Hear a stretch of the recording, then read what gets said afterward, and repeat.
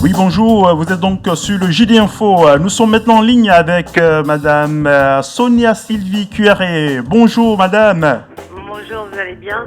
Voilà, comment vont les activités avec le confinement et tout ça? Comment est-ce que vous allez? Bah écoutez, tout va bien, l'association se porte bien, elle s'élargit, elle s'amplifie sur plusieurs territoires. On travaille en télétravail via Zoom Patronat avec tous les pays, avec le Togo, le Congo, Haïti et la Côte d'Ivoire, et puis la France en parallèle. Oui, bien sûr. Alors, vos activités, présentez-nous rapidement votre association. Quel est l'objectif de cette l'association Alors, Rosa? C'est Rosa par l'objectif, rapport à Rosa Pâques ou pourquoi Rosa? alors pourquoi Rosa? Parce qu'elle représente la rose, c'est la pureté, c'est la blancheur et c'est la couleur représentative par tous les pays qui sont actifs et surtout en activité avec l'association Rosa pour une sortie de structure hospitalière, donc pour tous les pays que j'ai énoncés, pour tous les enfants atteints d'un cancer, de l'autisme et de l'handicap. Oui, bien sûr, je vous écoute, hein. Voilà, donc on a commencé par le 91, on a raccordé ensuite la Côte d'Ivoire, puisque je suis marraine sur un orphelinat sur la Côte d'Ivoire, donc ils ont été premium. Ensuite, nous avons raccordé le Togo, le Congo et notre marraine qui fait partie de Haïti, donc j'ai fait rentrer Haïti pour une structure hospitalière également qui va être implantée, si Dieu veut, pour l'année prochaine. Ah oui, donc du coup, vous voyagez en plein temps. C'est ça, donc on va commencer à voyager, toute l'équipe en répartition par 4, puisque on ne va pas compter l'Essonne sur le 91, puisque c'est déjà sorti. Donc on va être répartis par 4 et on va être sur les 4 pays différents pour déjà aller se présenter. J'ai déjà envoyé tous les papiers au consulat. Pour être reçu là-bas et voir les terrains, voir où on peut positionner les états de structures hospitaliers pour les enfants. Bien sûr. Alors, et qui sont vos soutiens? Parce qu'une association vit parfois de dons, de legs et tout. Qui Oui, vous alors soutient? pour l'instant, nous n'avons pas de dons à l'heure actuelle puisqu'on a du soutien en tant que partenaire. Donc on a Premium Partenaire, c'est Monsieur Bachar, donc des parfums Dorin, donc qui va être le premier donateur sur le gala du 6 mars.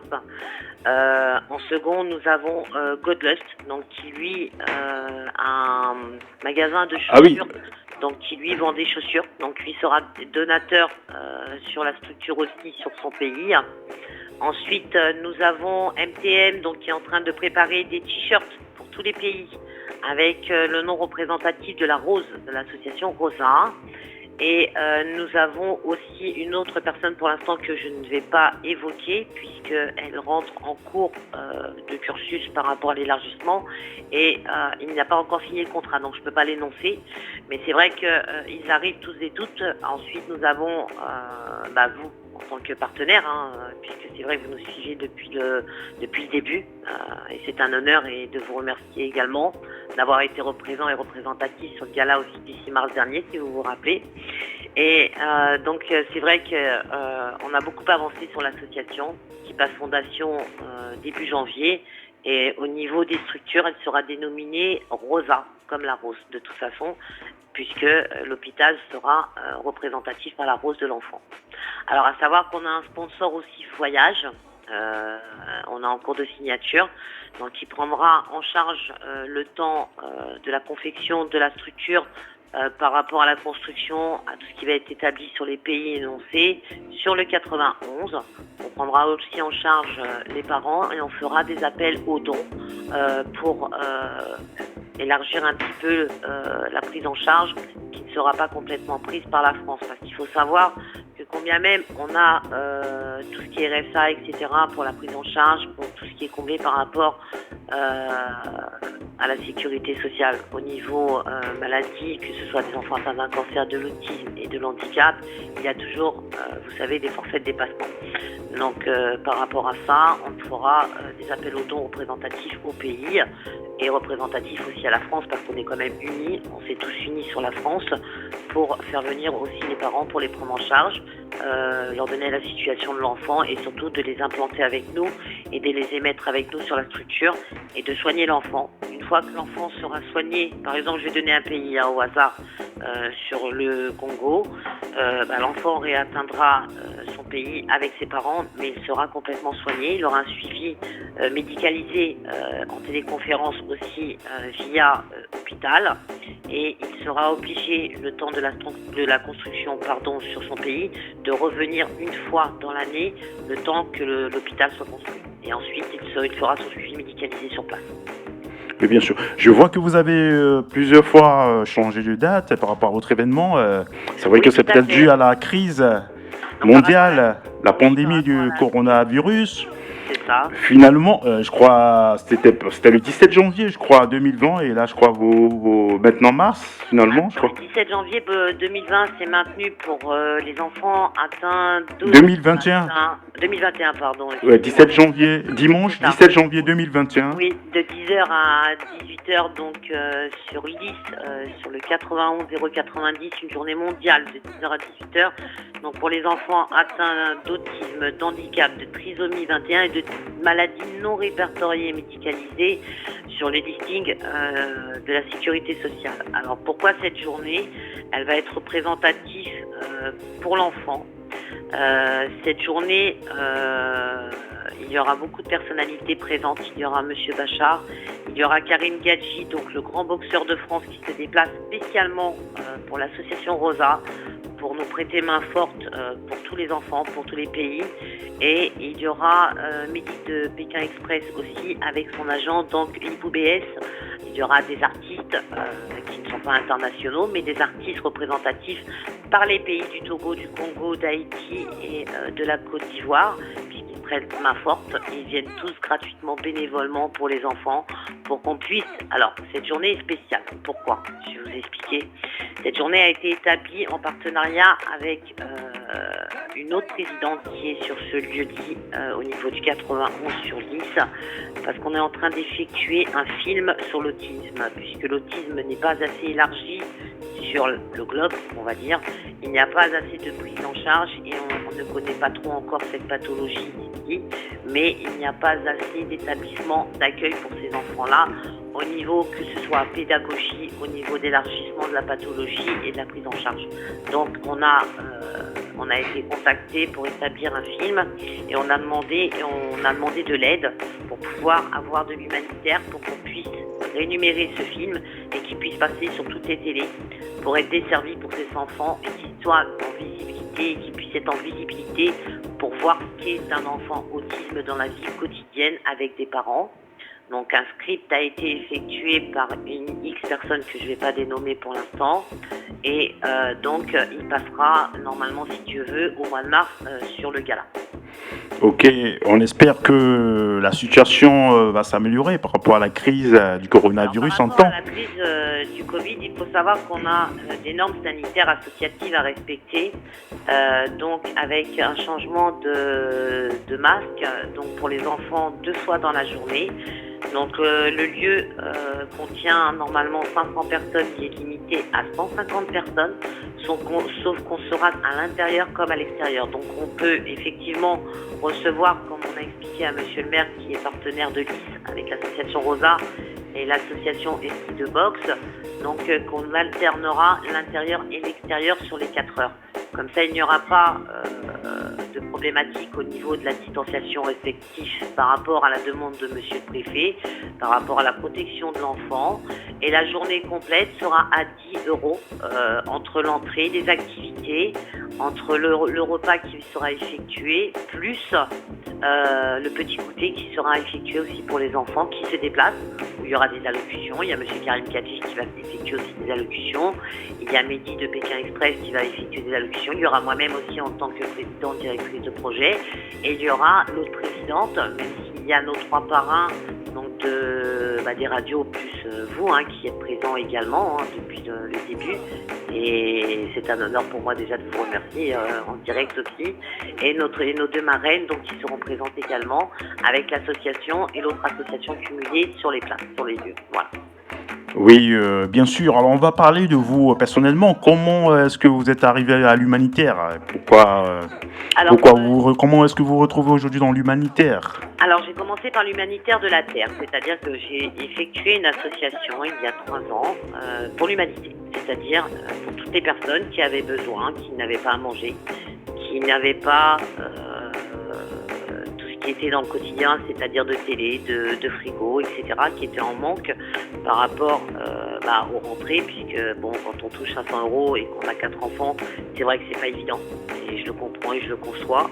Donc j'étais vraiment dans l'humanitaire jour et nuit, donc j'ai aidé les enfants, j'ai effectué des papiers administratifs de prise en charge au niveau de la MDPH, au niveau de la H, etc. Puisque bon, je suis beaucoup administratif aussi, puisque j'étais dans l'administration.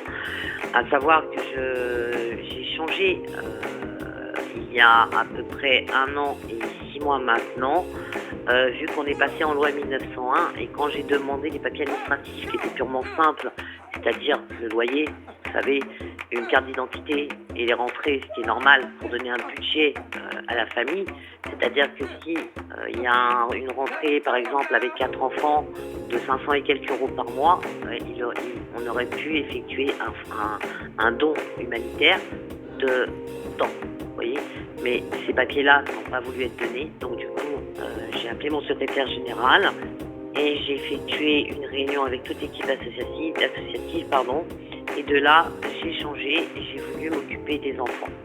Pourquoi les enfants? Puisque déjà d'une, j'ai grandi avec ces enfants-là, puisque ma maman était assistante maternelle, et de deux, c'était mon travail au niveau départemental en tant qu'agent départemental de l'Essonne, donc de m'occuper des enfants atteints d'autisme, d'handicap, de toutes les maladies répertoriées, de toutes les maladies non répertoriées également, parce que même si elles ne sont pas reconnues, elles sont quand même établies, prises en charge minimisées, mais elles sont quand même établies au niveau des normes de la loi européenne.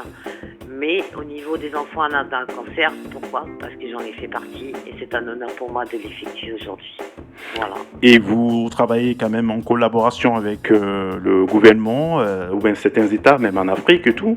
Oui, donc on a déjà l'Amérique qui est rentrée en partenariat, on a la Grande-Bretagne, on a Monsieur Pierre-Olivier Carrel donc qui est avec nous, qui fait partie du 93. On a eu accès avec Monsieur Dupont-Aignan, donc qui est député, donc avec qui j'ai eu l'honneur d'être à ses côtés pendant les élections, ce qui est important à évoquer. Il connaît ma position. Je suis ni de la gauche ni de la droite, comme je le prétends toujours. Je suis du central électrique par rapport aux enfants. C'est-à-dire que moi je suis là pour l'enfant, représentatif par l'enfant, et non par rapport au gouvernement, tout simplement. Je n'ai pas mon opinion à élaborer là-dessus, puisque je n'en ai pas et je n'ai rien à dire. Et par rapport donc aux politiques ou vos collaborations aussi avec les artistes et tout, comment est-ce que cela se passe?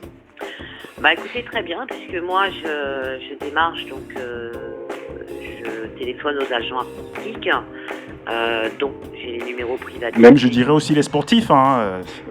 Oui, alors les sportifs sont arrivés par rapport à Monsieur Iboubès, qui est un ami de mon cousin, avec qui j'ai pris contact, qui m'a évoqué donc Mehdi de Pékin Express, qui lui Mehdi qui a atteint aussi Monsieur Karim Gadji, parce que vous savez, de fil en aiguille, comme on dit, on atteint plusieurs personnalités. C'est vrai que de bouche à oreille, ça s'élabore et ça s'élargit. Donc on a atteint Monsieur Karim Gadji, donc le plus grand boxeur de France. Là on a atteint aussi un sportif de haut niveau, pour l'instant je ne peux pas l'énoncer, donc c'est quelqu'un qui joue au foot, c'est un grand footballeur, donc il sera présent aussi le 17 janvier. Donc c'est vrai que c'est très compliqué à les atteindre, mais une fois qu'on a atteint la bonne personne, comme je dirais grâce à Dieu, on peut faire la continuité sur le fil. Dans le sens du terme, où quand on est bien dirigé avec une bonne personne, une bonne équipe, et qu'on a des bons tenants, des aboutissants, comme l'association Rosa, parce que c'est vrai que le projet a été appliqué, il est applicable, et il a été quand même accepté, élaboré, et il passe devant le conseil départemental au mois de janvier avec moi-même et mon secrétaire, aux côtés donc de monsieur le député et pas mal de personnalités que je connais, pour finaliser et demander quand même, parce qu'on a le droit à des subventions au niveau des caisses gouvernementales et départementales, ce qu'il faut évoquer aussi, mais c'est vrai qu'il manquera encore pour élaborer et élargir sur tous les autres pays qui ne sont pas pris au jour d'aujourd'hui en France. Oui, bien sûr. Et est-ce que vous pouvez partager quelques anecdotes par rapport à vos activités humanitaires avec nous, au cours de vos voyages peut-être en Afrique, par exemple, ou s'il y a des anecdotes à partager avec nous éventuellement. Alors, de déplacement au niveau des pays, j'en ai pas effectué. Mm. Pas encore, parce que on devait l'effectuer. Malheureusement, avec le Covid, on l'a pas effectué. Je devais me rendre sur la côte d'Ivoire au mois de mai, après le gala du 6 mars. Malheureusement, nous avons toutes et tous été confinés. C'est vrai. Donc du coup, je travaille avec eux via WhatsApp. C'est très important, ou via Zoom Patrona, comme je vous l'ai évoqué tout à l'heure. Ce qui est important, c'est de tenir la liaison et d'obtenir surtout les informations au niveau des cadastres, au niveau des bonnes personnes et des personnalités là-bas, pour que quand on puisse arriver au mois de mai, équipe, par pays, énoncé et annoncé et élaboré sur le département du 91 avec monsieur le préfet, qu'on puisse avoir tout en arrivant pour commencer tout de suite. C'est-à-dire que nous, quand on va arriver, par exemple, moi je vais sur Haïti, j'ai tout au niveau cadastre, j'ai tout au niveau papier administratif et surtout au niveau représentatif. C'est-à-dire que j'arrive avec les plans de l'hôpital, puisqu'il sera le même, il sera effectué à la même contenance de celui du 91 et la même implantation. Comme je vous ai évoqué tout au début, il sera dénominé la Rose de l'association Rosa Nantes, puisque ce sera un hôpital, mais il prendra toujours le nom de l'association qui a été ouverte depuis le début, tout simplement. Oui, bien sûr. Donc vous avez été à Haïti, par contre, c'est ce que vous avez dit? Non, c'est moi c'est là où je suis prétendable au mois de mai. Après, j'ai une équipe qui se déplace sur la Côte d'Ivoire, sur le Togo et sur le Congo. C'est-à-dire qu'on va être répartis, toute équipe associative sera répartie par 4. Et on va tous se déplacer, sauf que quand on arrive, tout sera prêt. C'est-à-dire ils auront les plans, il y aura un représentant, et tous les soirs, on fera un bilan via Zoom Patrona, tous ensemble au niveau de Rosa, avec nos parrains, nos marraines représentatifs qui seront avec nous, auprès de nous. Et comme ça, tout le monde sera au courant. Il n'y aura pas besoin, vous savez, de téléphoner, de dire voilà, il s'est passé ça, il s'est passé ça. C'est-à-dire que tout le monde sera ensemble pour faire un Zoom Patrona, avoir 1 heure et demie tous les soirs. Et vous avez déjà une idée du plateau sanitaire dans ces pays-là, notamment en Côte d'Ivoire par exemple? Alors pour la Côte d'Ivoire, c'est assez compliqué en ce moment, certes, mais ils sont moins infectés qu'à France, dans le sens du terme où ils sont quand même protégés bien avant. Ils ont beaucoup de problématiques au niveau prise en charge, c'est vrai, parce que c'est vrai qu'ils ne sont pas richissimes non plus, hein. Ils n'ont pas tout ce qu'il faut pour la protection des enfants. Au niveau de l'orphelinat dont je fais partie, sur un X-point, parce que je ne peux pas le dénominer, c'est vrai qu'ils n'ont rien. Donc c'est vrai qu'au niveau envoi, on est minimisé parce que c'est vrai que pour le scolaire, ils devaient recevoir des cahiers, ils devaient recevoir tout ce qui était habillement, tout ce qui était vétusté, etc. Mais on est bloqué. Donc du coup, ce qu'on a effectué, on a effectué un mandat au président et de là-bas, il a pu tout acheter pour les enfants, pour la rentrée. C'était important pour nous de faire la continuité parce que moi, comme je dis, ils ont besoin de nous. Donc c'est vraiment pour moi très important l'enfant. Oui, bien sûr. On revient tout de suite à votre événement du 17 janvier. Je vois que ça va être très long, hein, de 10h à 18h. Oui. Alors dites-nous comment ça va se passer concrètement. Alors concrètement, il y aura 2 hôtesses à l'accueil, donc représentatives de l'association Rosa. Donc c'est des Miss Mannequins qui représentent l'association Rosa. Elles sont bénévoles, hein. Ils sont toutes et tous bénévoles. À l'intérieur, sur la centrale de la salle, il y aura le ring, où il y aura tous les débats, c'est-à-dire toutes les allocutions. Il y aura les enfants avec toutes les pathologies qui seront présentes et présents, avec leurs parents bien sûr, pour avoir viabilité et autorisation parentale du père et de la mère, au cas où s'ils ne sont plus ensemble, parce que ça c'est obligatoire vis-à-vis de la loi 1901.